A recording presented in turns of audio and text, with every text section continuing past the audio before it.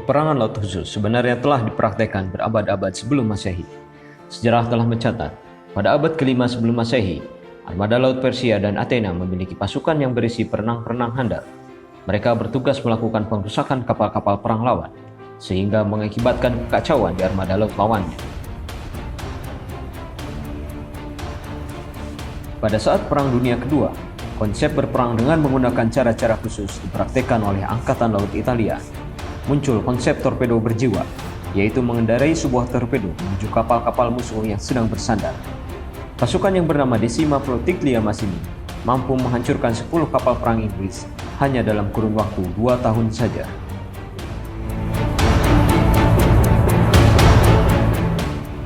Sedangkan di negara Amerika, pasukan khususnya digunakan untuk membantu di dalam operasi pendaratan.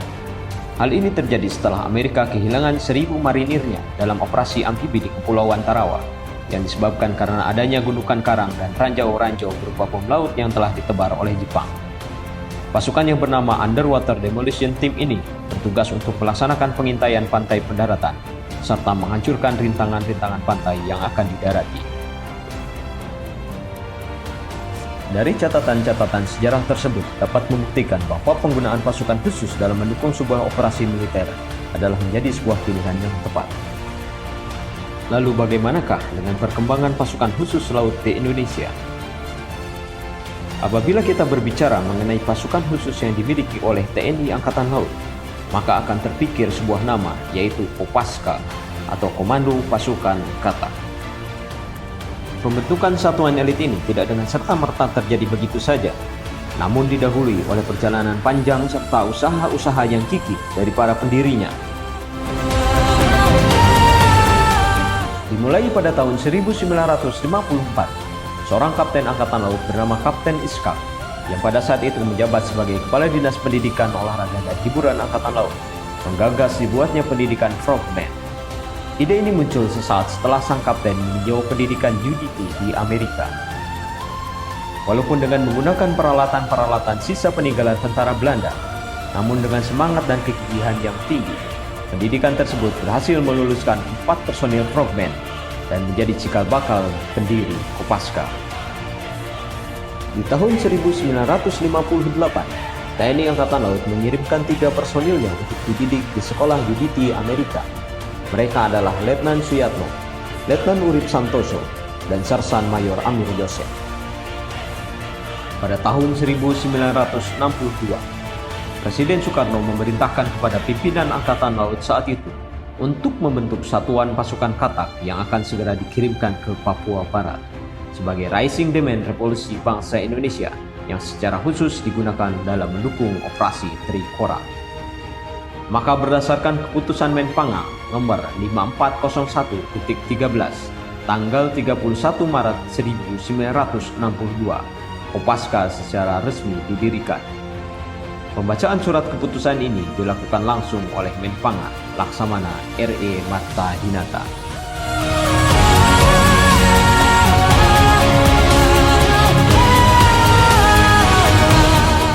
Perkembangan Kopaska sejak mulai berdiri sampai dengan saat ini sudah cukup banyak memberikan kontribusi yang positif kepada bangsa dan negara Indonesia.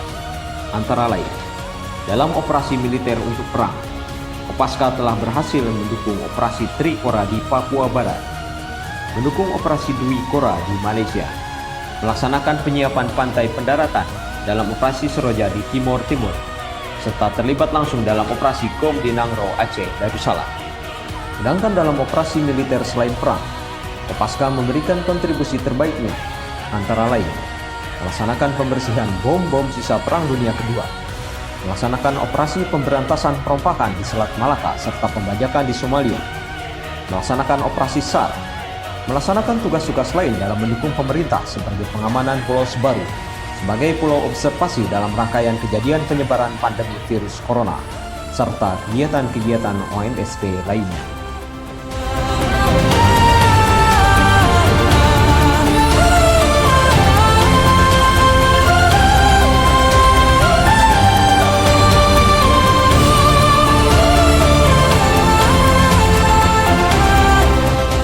Pada saat ini, perkembangan lingkungan strategis dunia yang berubah dengan sangat cepat menimbulkan beberapa gejolak dan konflik yang timbul atas dasar kepentingan negara atau kelompok tertentu.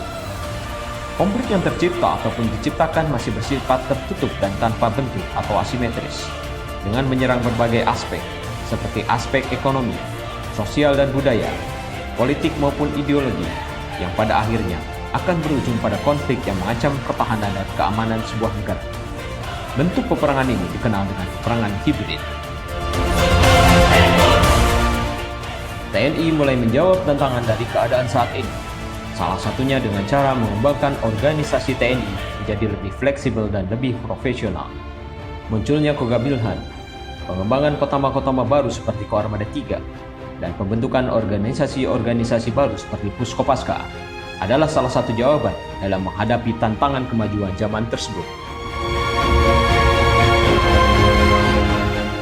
Lalu, bagaimanakah peran dan tugas Kopaska sebagai pasukan khusus TNI yang memiliki tugas dalam melaksanakan peperangan laut khusus dalam menghadapi era peperangan hibrid tersebut?